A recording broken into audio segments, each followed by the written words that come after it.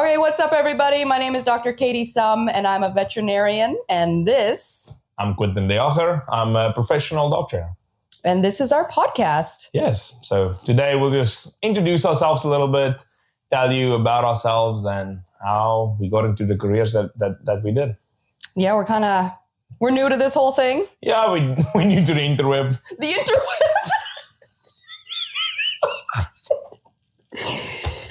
We sure are.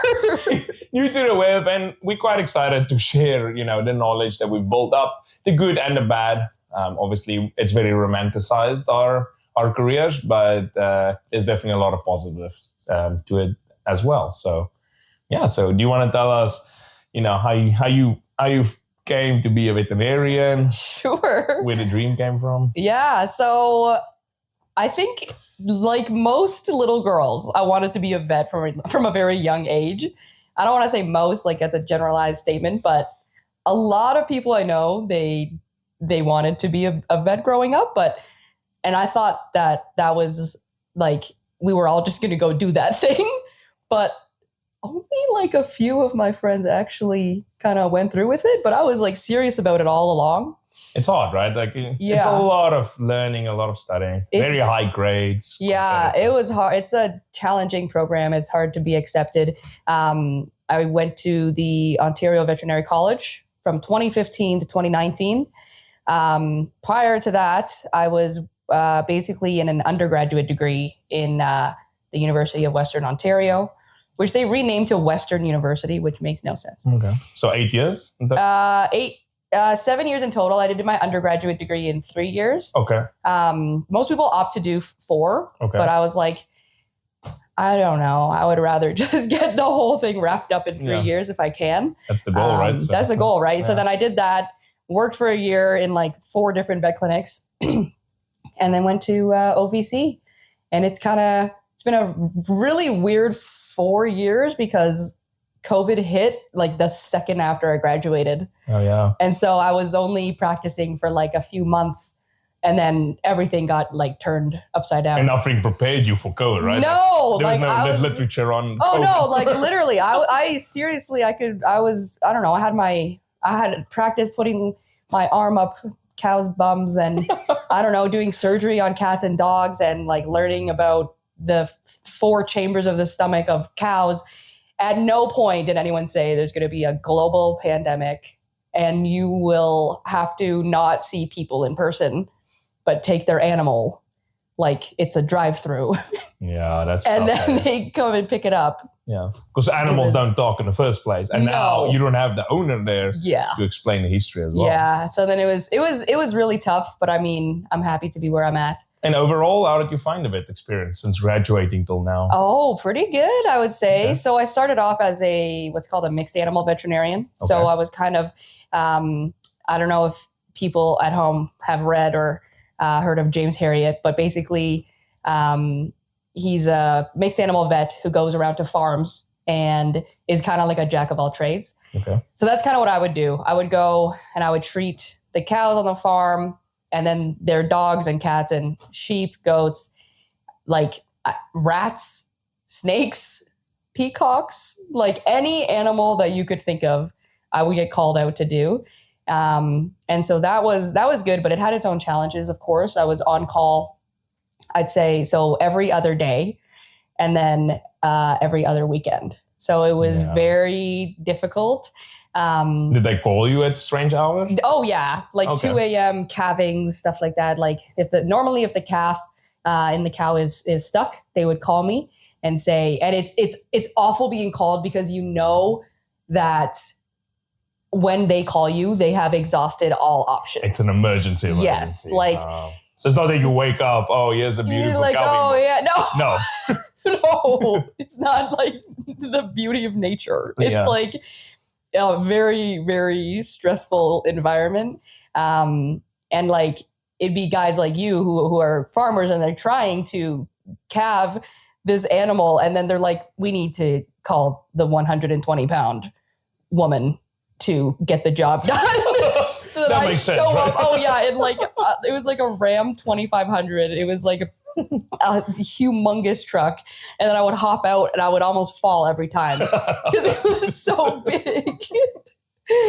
But yeah, go ahead. And the rewarding, what was the reward in this, right? Like you obviously loved what you were doing. Yeah, absolutely. Yeah, I'd say it's one thing to help the people, like kind of caring for their pets, but and then also helping the animals kind of increase their quality of life to the best of my ability. But then you can see it perfectly reflect on the owners and the farmers' livelihoods. Of course. Yeah. So if I get this calf out and it's alive, that has a monetary measurable value, which I thought was very interesting. Because that pays for the farmer's livelihood, his kids' schooling. Exactly. He's buying Christmas presents for his kids and stuff. Oh man, that's special. It is special. It was cool. But yeah, I think that was kind of my experience kind of fresh out of school. So I was learning on the fly. Oh, like 100 kilometers an hour. Oh, it was crazy. Yeah. Like it was accelerated. But then you went to Vancouver too, right? Yeah. So from that job in rural Nova Scotia, I moved to Halifax and to be with my partner.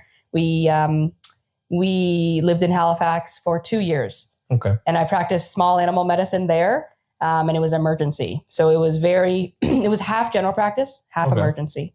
So that has its own stresses, right? Like everything in the industry has its own set of challenges. Like same thing with dog training, which we'll of course, yeah. touch on. It's animals, right? That's the thing, right? Yeah. So it was a crazy experience doing that throughout a global pandemic. And while I would have like a dog that needs vaccines, and then I would have to kind of pause that for a second because a dog would get rushed in after being hit by a car. Oh man! And so because it's emergency, right? Yeah. So it's not the greatest business platform, and in terms of like a service to clients, because it can be everything's prioritized in terms of like triage, like who is gonna who's the sickest or in the most trouble. So the split is better. Yeah. So it's like you should either do 100% emergency, or 100% general practice with taking care of the emergencies of your own clients kind of as they come.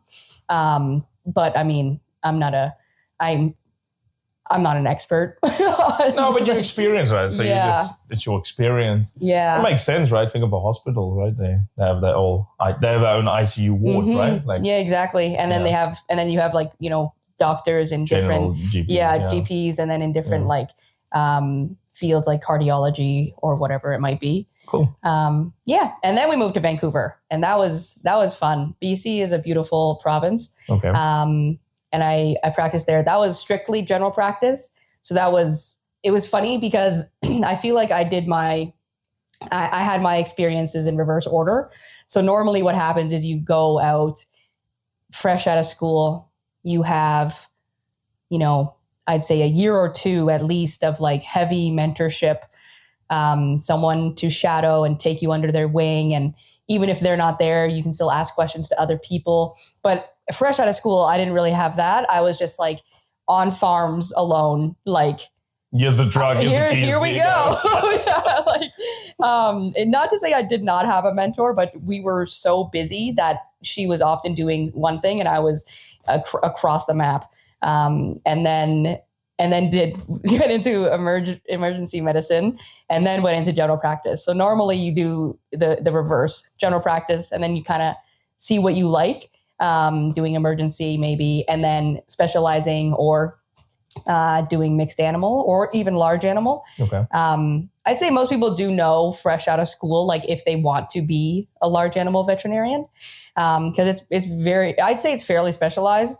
You're doing like herds of cattle at once. Does the school prepare you for the real large animal environment? Yeah, the focus of the first 3 years is basically learning. So it's in a classroom, sometimes like I'd say like 4 to 8 hours every single day, just sitting there, 1 hour lectures. And then in the fourth year, final year, then you specialize into what they're called streams, like what kind of stream you want to be in. Okay. So I chose mixed animal stream because I wasn't sure, and I definitely knew I wanted to work with kind of large animals and companion animals. It's very versatile. Yeah. Okay. And then people chose large because they're normally from a farm. So they knew already. They know the lifestyle. They yeah. already have information. Okay. And personal experiences and stuff. Yeah. And then there's companion animal, which is, I think this statistic is like 80% of graduates go into companion animal. So just dogs and cats. Is there a reason for that? Is it because most people own dogs and cats? Or? I would say that a lot of people who think about being a veterinarian, they know, if they know one, it is a companion animal vet, just statistically. So that was the inspiration. So then that's their inspiration. Okay. Or they have a dog and cat, or they know they don't want to get covered in poop, or I don't know, like they don't want to arm in a they don't want to butt. put their arm in a cow's butt. Safety, that's a very dangerous job to be a large animal veterinarian. Okay. I've had some pretty wild experiences that we'll touch on in another podcast episode. Yeah. Good idea. Yeah, but it's a great profession. So to go from, you're obviously saying you were the mobile vet for all these farms, crazy environment. Then you went to emergency, which was this high energy. How did you feel going from that amount of energy and obviously cortisol, right? Like it's a lot of adrenaline and cortisol to going to general practice? Was it a big shock for you? Did you find it hard to slow down like that? That's a good question. I would say it was less of a. It's like a shock of when you go from a cold pool into a hot tub, where it's like comfortable, but it's still a big change. Okay. It's not going from the hot tub to the pool. Have you done that? Where you go? That's worse. That is worse. Yes. And you're like, yeah, you cannot breathe, right? Breathe. That's the shock. Yeah. So for me, it was funny because I remember my first few shifts in Vancouver in general practice. The staff were like, "Oh my goodness! Like we cannot overload Dr. Sum. We need her to have her full scheduled lunch." And here's then a meditation room. Yeah, oh my God. It was so fun. They're like, did you bring food? There's like 80 restaurants. Did you practice mindfulness this morning? What are you grateful for?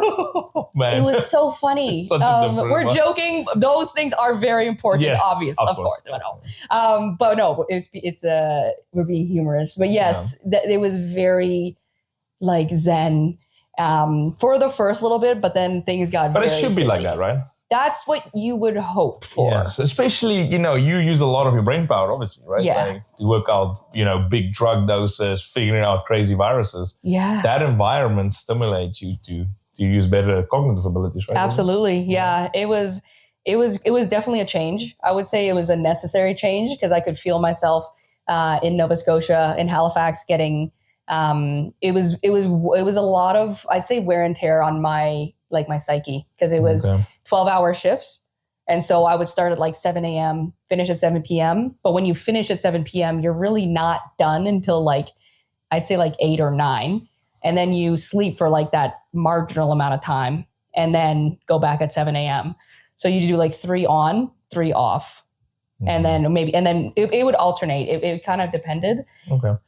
So I found that hard because there's a lot of episodes upcoming, guys. There's a lot of stuff to unload with me, especially. But okay, so yeah. So you did the farm life first, large animals. Then you did the emergency / general practice, and then you did general practice. Yeah. So what are you doing now? That's a great question. Yeah. I am currently a practice owner. I own my own practice. It's called In-Home Veterinary Services. So I'm a mobile veterinarian, mostly for dogs and cats, but really an animal in need is an animal in need. And if I can kind of help prevent suffering to the best of my ability, it's not possible to stock all the drugs and all the medications and everything I could need that's under the sun. But in terms of preventing suffering and helping animals, I think that's a great service to provide. And so I drive around to people's homes and they love it. They're like, my dog cannot be brought to the vet. He's normally so aggressive and angry at the vet. And I'm like, I mean, I think I would be too. You would be too, Of right? course, Like, yeah, you're getting it's manhandled. terrifying. Yeah. And it's stress stacking, right? So I'm a dog trainer. So obviously we talk about stress stacking. The dog is stressed going to the vet. At the vet, the dogs that were there are stressed. So these dogs smell that stress. So now you have stress on stress, and the dog is being manhandled, so it's stress. So now you have like these layers of stress. Where if you go to somebody's home, like obviously I've worked a bit with Katie, and when we go to these clients' homes, these dogs are not scared of us at all. No, it's not a bad experience for the vet to come for a visit. Yeah, because it's in their home, they're on their bed, they roll around on their back, showing us their bellies. Yep. You know, they're happy. Where most dogs going to the vet, you know, it's not always the most exciting experience for them. Yeah, because of that stress. It's true. I just thought of another stress stacker though, because after all those things that you just mentioned, often that animal will get so wound up that it's causing a reaction of the veterinarian. Of course. And then so you're there, right? Like, yeah.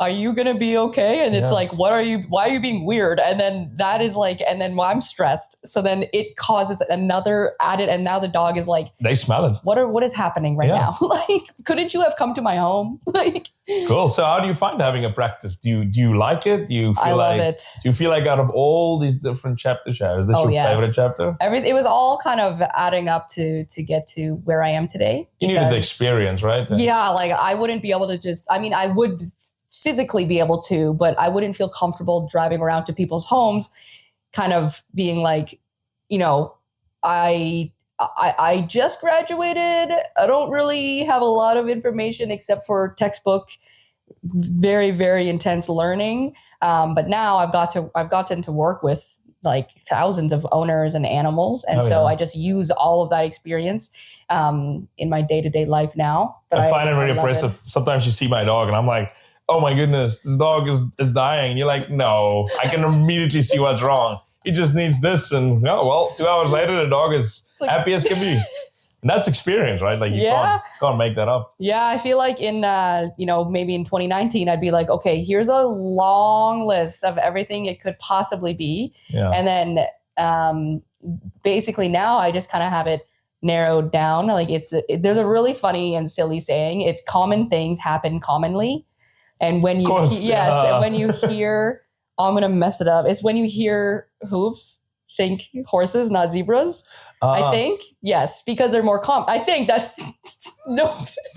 You're gonna get quoted. I know I'm gonna get quoted. Okay, comment section. Okay, take it easy, comments. We're not trying to get canceled on episode 1. So common things happen commonly. So that's how whenever I look at one of your dogs, I can kind of tell. Okay, I've seen this exact thing. Yeah. It totally could be this outrageous, super random thing, but probably. I think I called you one day and it's like, oh, all the dogs are roundworms. Oh. You know, we need to react now and start. And you were like, it's probably just the grass that was freshly cut, irritating one of their bellies. Yeah. Well. So a day later, it all cleared up. So it was the insect bites too. Yeah, it's like grass rubbing because it's freshly cut, and the little gnats that are around, especially in like the summer. Of course, they're you can't get away from them. No, but that was, and it's actually it's fun. It's an absolute pleasure to kind of be there for people when they are having that moment of like, oh my God, I don't know what to do. This is the worst thing like I have ever seen. Normally yesterday he lied on his bed. Now he's lying right next to his bed. Yeah, no. Panic. I work with dogs all the time and I'm also worried. He looked at me while drinking water. Yes. And now he's dying for sure. Of course. What else could it be? It could not be anything different. Yeah. And one thing that I've seen with this new business you have is that the relationship with the clients are more friendly. Yeah. Like they send you pictures, hey, we're going away. So look how happy this dog is. Because it's not as institutionalized. Mm-hmm. It's homey. Yeah. You're part of our family. Yeah. It is. It's in-home veterinary services. Yes. Like it's literally, it's not just it's not in clinic and it's not in-house. No. They have a home. And that is comprised by their family, however big or small that can be. Yeah. And then for me to be part of that is just, I don't know, it's kind of priceless. Cool. to be able to help people and in the time of need, whether it's at the beginning of the animal's life, in the middle, or at the end. I think it's a special thing.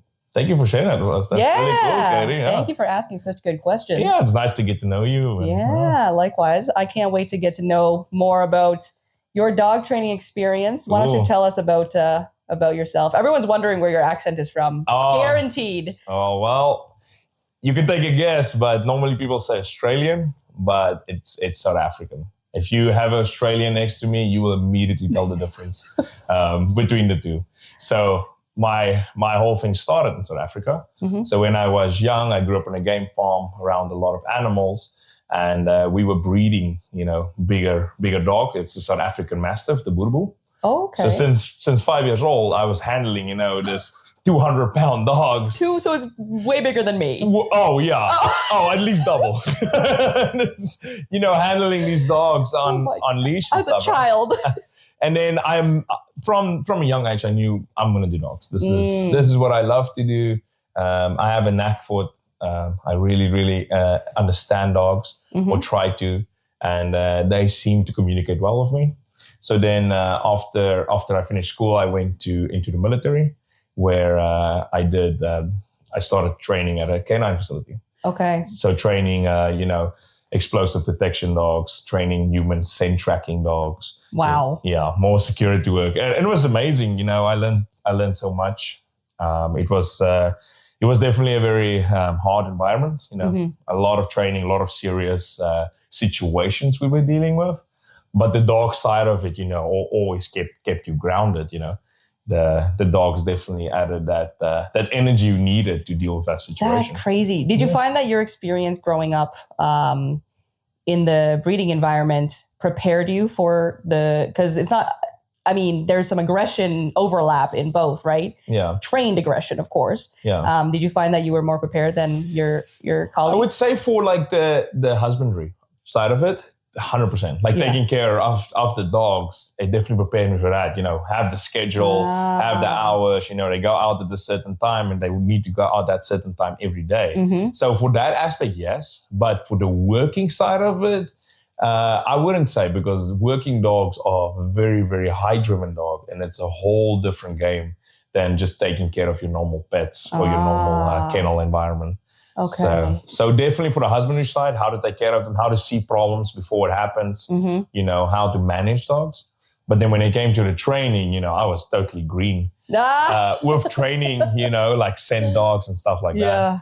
But yeah, I had great mentors in Africa. That's great. They showed me the ropes, and I got a great dog. I got Levi. Oh, tell us about Levi. Oh, Levi, yeah. He was my first working dog that was given to me. Yeah. So he was crazy, obviously. Shepherd, right? He's a Malay Shepherd mix. Malinois. What is the difference between those two breeds? So they're both Shepherds. So if you have a fire, the Shepherd's going to run to the fire and stop. Okay. Go around it. The Malinois is going to run right through the fire. They don't fear anything. Okay. The Shepherd's is going to, when you come home, is going to jump on the window. The Malay is going to be on top of your roof.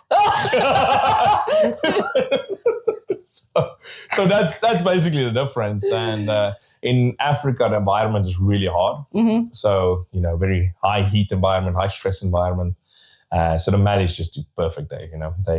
They really want to work for us. They really want to work for the bull. They have very, very high drive. And then the Shepherd, so Levi's mom, her name was Rosie. She was a really, really big Shepherd. Yeah, and so we wanted him to have a bigger body, because that's more of a deterrence, right? Right. So having a security dog. So he was your personal dog. Levi. Yeah.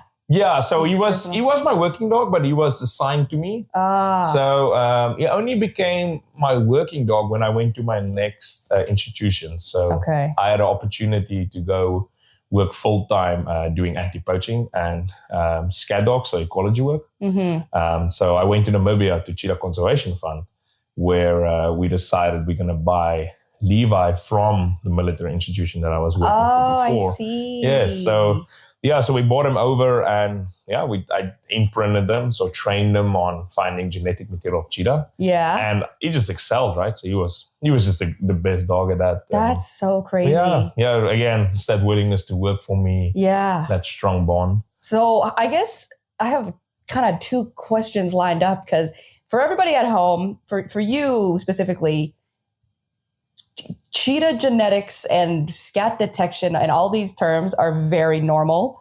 That's fair. Can you explain a little bit to me as well as our viewers and listeners? Okay. What exactly that entails, and how does that help conserve wildlife? Okay. So scat detection or finding genetic material of cheetah, what this allows is that we can collect information about these endangered species without being invasive. So if you want to collect information, right, you'll need to dart the animal, you'll then collect what you need and then send it on its way. But for an animal, that is really stressful, because it's a helicopter chasing you, you're falling asleep, you don't know what happened to you, you just wake up.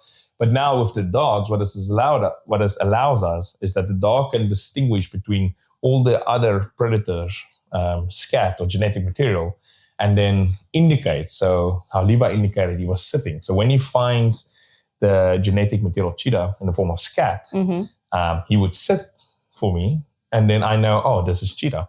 And this is not jackal, this is not lion, this is cheetah.